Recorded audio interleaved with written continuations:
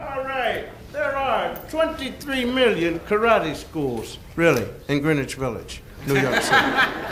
Mainly because of the fact that, well, after you've graduated from a karate school, there's no better feeling than walking around knowing that you can wipe out your whole neighborhood. You become important, people invite you out to parties, hostess will look around and say, kill. But the big thing about it is before you break a brick or a rock, you must condition your hands. See, and you have to keep hammering away at a brick or a rock, wham, wham, wham, until a big slab of callus forms at the side of your hand. Your hand starts to look like a foot. Don't laugh, this is good because you keep your hand in your pocket for about 9 days, and if some guy attacks you, you take a swing at him, and even if you miss, the smell will kill him, see?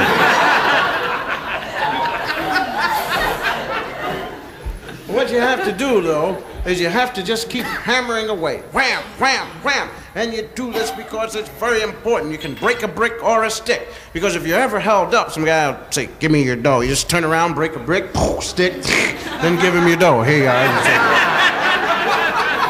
Thanks a lot for the money in the show, fella. But before you break a brick, you have to go give off a loud shout, see? This causes your glands to secrete and your froth at the mouth is, see? And then if you miss the guy, you can bite his leg, right? But the thing is, just, and you can bust a brick, So I figured, look, why bother to break a brick or anything like that if I know this shout?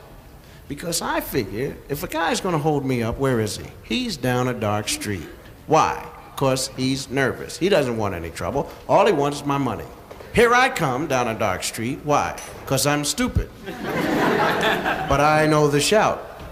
And the guy will put a gun in my back and says, give me your dough. I just turn around quick. Say, here, take the gun. What's wrong with you? You some guy that got it. So if you don't watch yourself, I'll shout again. And as a matter of fact, you give me your dough. So I held up 18 people like that. I read the back of this magazine had a very nice movement. It says, if you're ever walking down the street and a guy puts a gun in your back, go into your front pocket, tighten up on your elbow, and you whip around hard and fast, catch the guy right up in the forehead.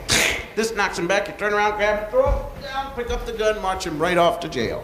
Now this is a good move. And I went home and I practiced this on my brother. And I wiped him out. I got so good I would walk down nothing but dark streets with $10 bills hanging out of my pockets. And it happened. Give me your dough. Went into my pocket, tightened up, whip, turned around, it was a midget. So what are you there? What are you, some kind of song and dance man or something there? Give me that dough before I blow your kneecap off. But another thing is the fact that whenever you break a rock or something, you have to think through it. This is what a guy told me. He said, now you must think through it. He said, you have to use mind over matter. Now you take this rock, he brought it out there. He said, I'm thinking through this rock. I'm not thinking for the surface. I'm thinking 2 feet past it there. Smashed it to pieces, brought up another brick there. He said, I'm thinking right past it, 2 feet past it. Raised his arm and it came down. Unfortunately, this brick was thinking, no, you won't either. Shattered his whole elbow, and now he only picks on things like Jell-O and whipped cream, you know. Do a little demonstration, fresh, you know. We still applaud for him, but he's nothing. You know. Anyway, if ever you graduate from the school, you have not reached your ultimate goal. That is to get attacked.